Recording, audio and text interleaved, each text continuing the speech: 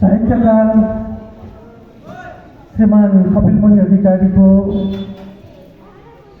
आत्मजीवनी कथा कथा पुस्तक को लोकार्पण समारोह का सभाध्यक्ष महोदय, मुख्य अतिथि महोदय, उपस्थित विशिष्ट अतिथिगण, भाषा साहित्य प्रेमी भद्र महिला तथा सुजनवृन्द, यहाँको समक्षमा म आज एउटा कविता लिएर उपस्थित भएको छु। यो कविता बसन्त तिलका छन्दमा छन्दबद्ध छ। हिजो मात्र बसन्त पञ्चमीदेखि बसन्त ऋतु लागेको मानिने गरिन्छ र बसन्त तिलका छन्द पनि यो बसन्त ऋतुसँगै सम्बद्ध छन्द हो। हाम्रा छन्दहरू प्राय प्रकृतिका विषयहरूसँग जोडिएका हुन्छन्। कविताको शीर्षक छ विश्रामपछि। विश्राम धेर गरियो कविता कलामा, यो हातले नि रचिए अघि कल्पनामा। अल्छी भएर अहिले अब लेखनी यो, के लेख्नु भइयो कविता हरायो।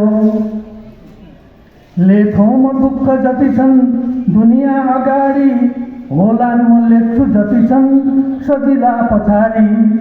थाक्नै हुँदैन कविले यति मात्र जाने, धेरै गरौँ म रचना अनि रच्न थाले। लेखेर काव्य अभिता म त मक्ख पर्थे, लेखेँ कथा पनि सधैँ म त दङ्ग पर्थे।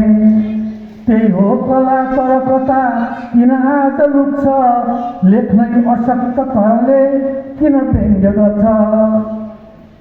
आफ्ना कुरा कति मिठा कविता भएर, फुल्थे नि भाव कहिले गहिरा भएर।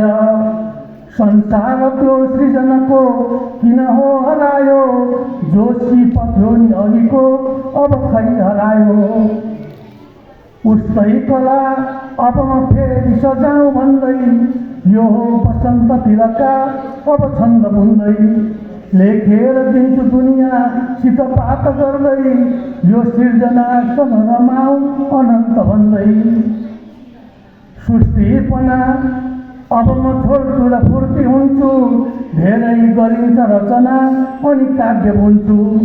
लेख्दै म भाव मनका अब लोकलाई, गर्नेछु धेरै सृजना मनले रमाई। पढ्दा विभिन्न कविता अथवा कथा हुन्, उल्लास हुन्छ मनमा रचना पढे झन्। मेरा विचार पढ्युन् अनि हर्ष हुन्छ, लेखौँ हरू मन हुनेछ विचार फुल्छ।